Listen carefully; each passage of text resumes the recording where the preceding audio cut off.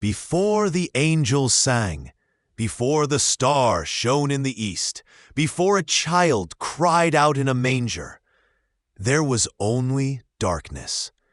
But it was in that silence, in that void, that the greatest light the world has ever known was born.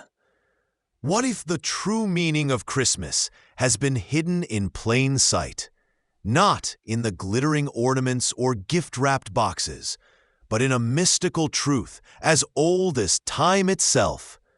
What if the birth of Christ is not just a historical event, but a divine blueprint for your soul?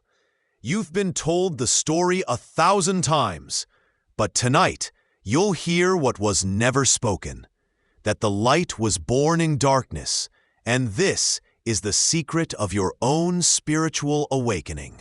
The ancient origins of the Christmas mythos. Long before Bethlehem, long before shepherds and kings, the story of a divine birth in the midst of winter darkness echoed through countless civilizations. In Egypt, Horus, the falcon-headed god, was said to be born on December 25th, the son of the virgin goddess Isis, in a cave, heralded by a star in the east. In Persia, Mithras, the god of light, was also born on the winter solstice, emerging from stone, surrounded by shepherds bearing witness.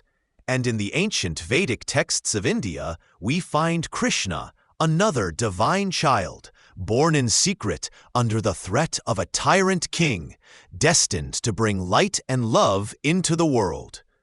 These aren't merely coincidental stories. They are mythic archetypes, recurring symbols within the collective unconscious. As the psychologist Carl Jung taught, archetypes are not fictional tales. They are the soul's way of speaking truths that the rational mind cannot grasp. So why December 25th? Because in the Northern Hemisphere, the winter solstice marks the longest night of the year, the moment when the sun appears to die. But 3 days later, it begins its return, reborn with growing light. To the ancients, this was the death of darkness and the return of divine illumination. The Christ story was woven into this cosmic rhythm, not to deceive, but to encode a sacred truth, that light is always born from darkness. But this is not just a story about the heavens. It's about you, your darkness, your rebirth, and Christmas is your initiation. The inner Christ and the alchemy of darkness. The true spiritual message of Christmas is not about the birth of a man in history. It is about the birth of a consciousness within you. The Christ is not a person. It is a state of being, a luminous presence that awakens within the heart after it has endured the night of the soul. In the esoteric Christian tradition, often hidden from mainstream theology, the birth of Christ within the manger is a symbol of something profound. The manger represents the humble, grounded place within you, the heart, stripped of pride and ego. And the animals surrounding the infant? They are the primal instincts, the raw, untamed forces of our lower nature, now quieted in the presence of the divine spark. This theme of spiritual alchemy, of turning lead into gold, darkness into light, has echoed through many mystical teachings. In Kabbalah, the tree of life teaches that the soul descends into the realm of matter, into limitation and confusion, only to find the divine spark buried deep within. In the teachings of the Gnostics, Christ is the Logos, the divine word, that must be awakened within, not worshipped as an external figure. And in the words of Meister Eckhart, a 13th century Christian mystic, what good is it to me if Mary gave birth to the Son of God 1,400 years ago, and I do not also give birth to the Son of God in my time, and in my culture, and in my soul. This is not metaphor. This is mystical instruction. Just as the earth plunges into darkness at the solstice, so too must the soul descend into pain, into grief, into the unknown.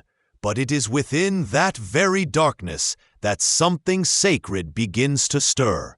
A silent light, a quiet knowing. This is the inner Christ, your higher self, your divine potential, being born not in your perfection, but in your brokenness. And this leads us to a question not often asked during the holiday season. How do we prepare the inner manger for this birth? That is the path of practice. Sacred practices to awaken the light within. The light may be eternal, but its awakening in you is intentional. In every mystical tradition, from the desert mystics of early Christianity to the yogis of the Himalayas, there are sacred practices designed to call the light forth from the darkness within. These are not rituals for show. They are alchemical keys, each unlocking a deeper layer of the soul. Let us explore 3 practices, simple but sacred. 1. Embrace the darkness, the womb of silence. In ancient mystery schools, initiates would descend into darkness, literally and spiritually. They were placed in tomb-like chambers for days, deprived of light. Why? Because darkness is not the enemy. It is the womb of the divine. Each day, in the early morning or late night, sit in silence. No distractions, no prayers, just listen. Breathe. Allow the darkness within you to speak. It may whisper old wounds, fears, or forgotten dreams. Do not resist. This is the cave where the Christ is born. 2. The breath of light, igniting the inner flame. In the Gospel of Thomas, Jesus says, "If you bring forth what is within you, what you bring forth will save you." The breath is the bridge between the seen and unseen. It is spirit, pneuma in Greek, ruach in Hebrew, both meaning breath and spirit. Try this ancient technique. Inhale deeply, imagining light filling your belly, like a sun rising within. Hold the breath for a few seconds. Exhale slowly, visualizing that light spreading through your body. Repeat this 7 times each morning during the 12 days of Christmas. You are kindling the divine spark. 3. The inner star, following the guiding light.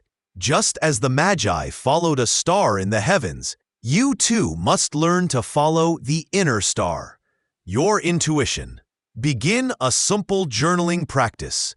Each night before sleep, ask one question. What is my next step toward embodying my higher self? Write whatever comes, even a single word. Over time, patterns will emerge. That is the inner Christ, guiding you through the darkness, just as the star guided the wise men. These practices are not symbolic. They are initiation. You are not waiting for Christ to return. You are becoming it. And just as the sun is reborn at the solstice, so too is the light reborn in you through awareness, intention, and presence. But one question remains. Why must this light always be born in darkness? To answer that, we must return to the beginning and pierce the heart of the mystery itself. The cosmic secret. Why light is always born in darkness. There is an ancient law, older than religion, older than the stars themselves. It is whispered in the Upanishads, echoed in the Hermetic texts, and encoded in the very first verses of Genesis. And the earth was without form and void, and darkness was upon the face of the deep. And God said, "Let there be light." But pause. Really hear that. Before there was light, there was darkness, and it was not evil. It was the womb of creation. The modern world fears darkness. It associates it with ignorance, danger, despair. But to the mystic, darkness is holy. It is the hidden face of God, what the Kabbalists called the ayin, the limitless no-thingness from which all things emerge. In Taoism, it is the yin, the fertile void, the receptive field of potential.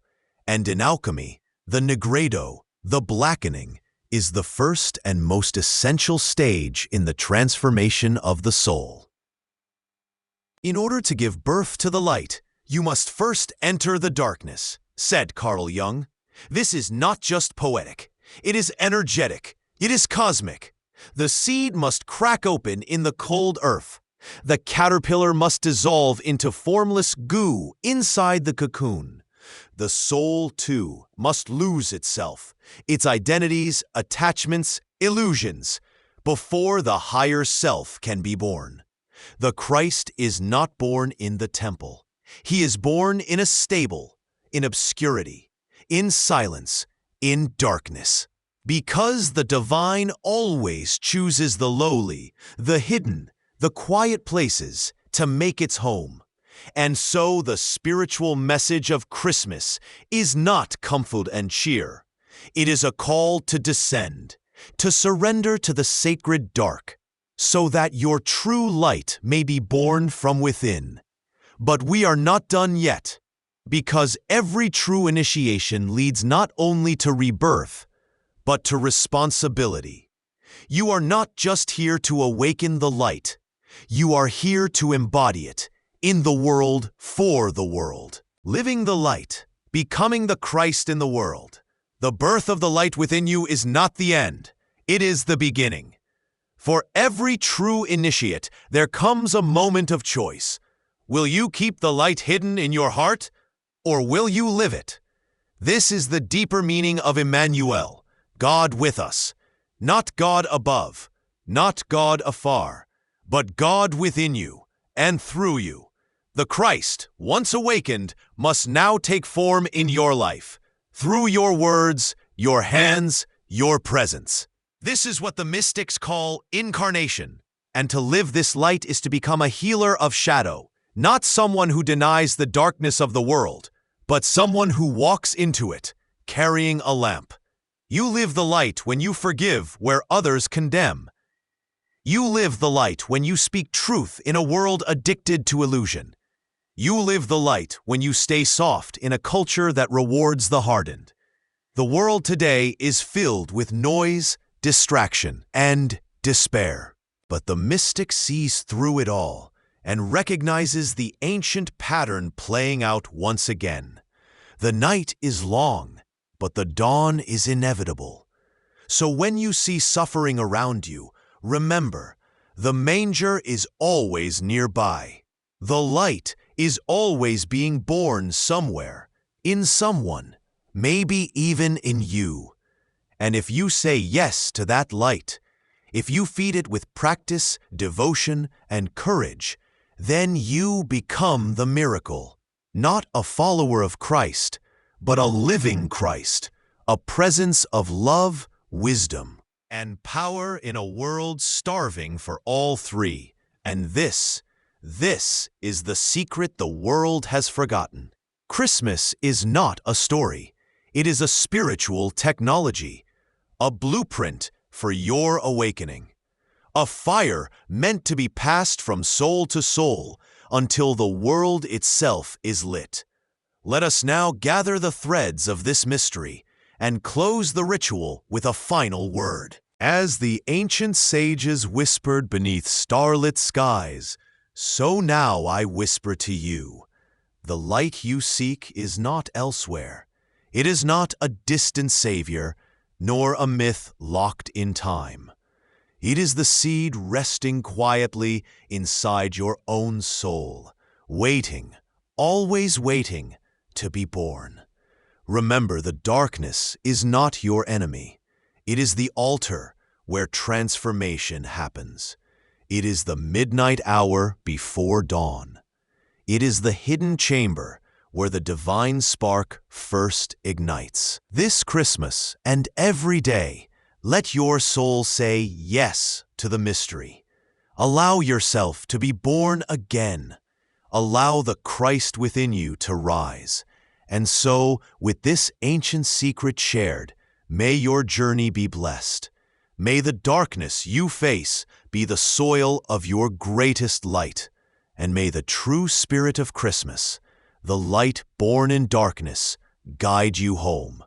If you feel called to walk this path, begin today with silence, breath, and the star within. You are the miracle waiting to happen. Thank you for journeying into the heart of this mystery with me. If this truth has stirred something deep within, consider sharing it, so the light may grow brighter still. Until next time, walk in the light born of the dark. Thank you for joining this journey into the hidden heart of Christmas. If this teaching awakens something in you, please like, share, and subscribe, so together we can uncover more ancient wisdom and spiritual truths. Leave a comment below. What darkness in your life feels ready to birth its own light? Remember, the greatest miracles begin quietly, in the stillness. Until we meet again, may your path be lit by the light born in darkness.